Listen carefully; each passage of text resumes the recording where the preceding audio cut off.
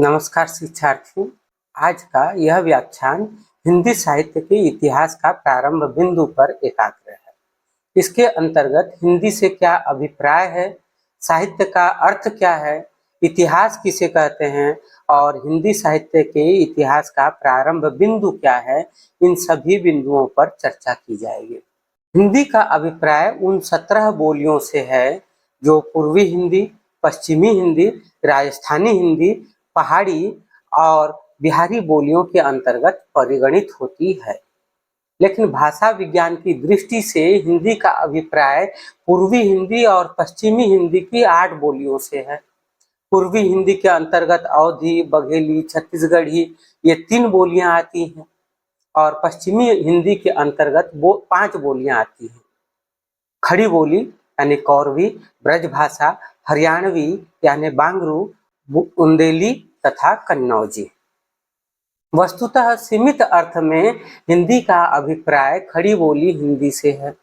हरदेव बहारी पश्चिमी हिंदी के अंतर्गत दक्षिणी हिंदी को मिलाकर हिंदी की 18 बोलियां मानते हैं।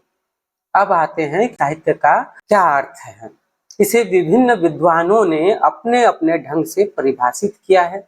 साहित्य शब्द की व्युत्पत्ति सहित धन यत प्रत्यय के योग से हुई है, जिसका शाब्दिक अर्थ है शब्द और अर्थ का सहभाव होना। प्राचीन काव्य शास्त्र में साहित्य शब्द की अपेक्षा काव्य शब्द को अधिक महत्व मिला था। आधुनिक युग में साहित्य शब्द का व्यापक प्रचलन हुआ और काव्य कविता के अर्थ में व्यंजित हुई। बालकृष्ण भट्ट ने साहित्य जन समूह के हृदय का विकास है नामक शीर्षक निबंध में साहित्य को इसी रूप में परिभाषित किया है। आचार्य रामचंद्र शुक्ल ऐसे पहले व्यक्ति हैं जिन्होंने साहित्य को व्यापक परिप्रेक्ष्य में देखा और कहा कि साहित्य के अंतर्गत वह सारा वाङ्मय लिया जा सकता है जिसमें अर्थबोध के अतिरिक्त भावोन्मेष अथवा चमत्कार पूर्ण अनुरंजन हो, तथा जिसमें ऐसे वाङ्मय की विचारात्मक समीक्षा या व्याख्या हो। विश्वनाथ प्रसाद मिश्र के अनुसार साहित्य या काव्य लोक जीवन की अभिव्यक्ति है। वह लोक की छनी हुई शुद्ध भावात्मक सत्ता की अनुभूति भूमि है। उसमें धर्म, राजनीति, समाजशास्त्र, अर्थनीति, तत्वचिंतन इत्यादि सब छने हुए रूप में गृहीत होते हैं और उसका छन्ना होता है भाव का विस्तृत पट। साहित्य या काव्य साधना अंतर जगत की साधना है। काव्य या साहित्य मानव के आंतरिक भावों की रसात्मक अभिव्यक्ति है। इस प्रकार विश्वनाथ प्रसाद मिश्र ने साहित्य को लोक जीवन की अनुभूति मानते हुए इसे मानव के आंतरिक भावों की रसात्मक अभिव्यक्ति कहा है। डॉक्टर हजारी प्रसाद द्विवेदी के शब्दों में मैं साहित्य को मनुष्य की दृष्टि से देखने का पक्षपाती हूँ। जो वाग्जाल मनुष्य को दुर्गति, हीनता और परमुखापेक्षता से बचा न सके, जो उसकी आत्मा को तेजोदीप्त न बना सके, जो उसके हृदय को पर दुख कातर और संवेदनशील न बना सके, उसे साहित्य कहने में मुझे संकोच होता है।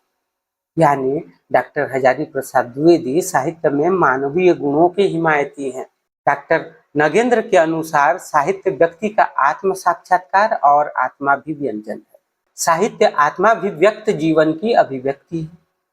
आत्माभिव्यक्ति ही वह मूल तत्व है जिसके कारण कोई व्यक्ति और उसकी कृति साहित्य बन पाती है। वस्तुतः साहित्य उसे कहेंगे जिसमें हित या लोक मंगल का भाव हो। जब कोई अपने या पराये की संकुचित सीमा से ऊपर उठकर सामान्य मनुष्यता की भूमि पर पहुंच जाए तो समझना चाहिए कि वह साहित्य धर्म का निर्वाह कर रहा है। इसे ही लोकोत्तर और अलौकिक कहा गया है। रामचंद्र शुक्ल ने इसे हृदय की मुक्तावस्था कहा है। वस्तुतः साहित्य लोक मंगल के ऊंचे आदर्श की ओर अग्रसर होने का नाम है।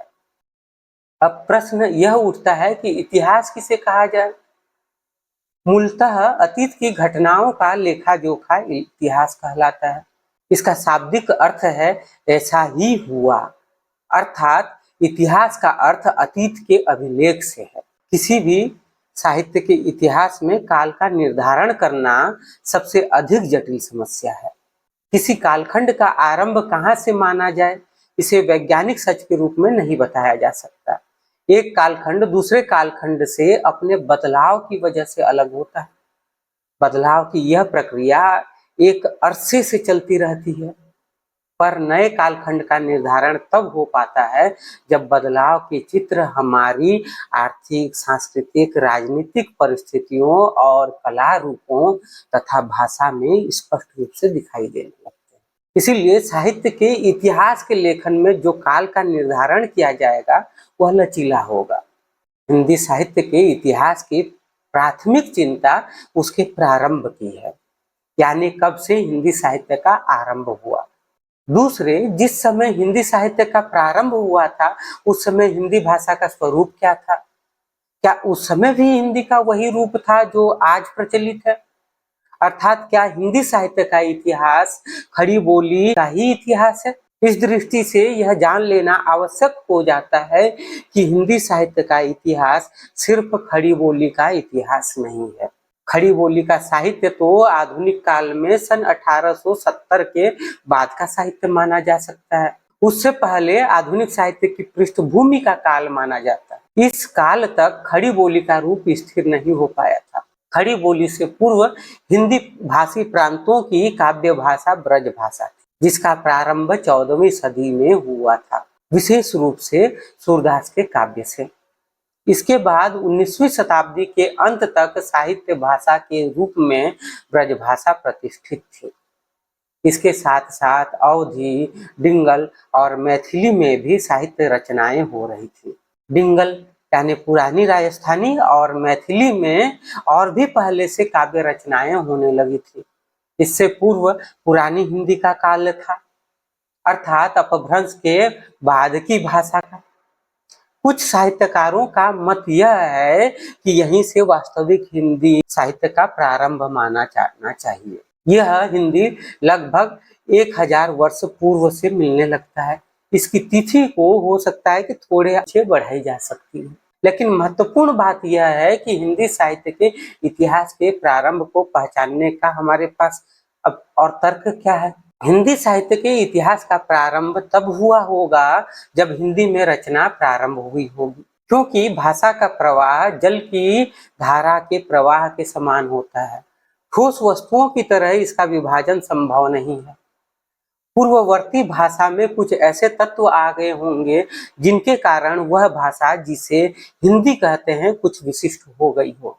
विद्वानों ने हिंदी को अपभ्रंश से विशिष्ट बनाने वाले 3 भाषा प्रवृत्तियों की चर्चा की है। एक तो क्षतिपूर्ति दीर्घीकरण, जैसे प्राकृत अपभ्रंश के कज, कम अथवा हथ जैसे शब्द हिंदी में काज, काम तथा हाथ बन गए।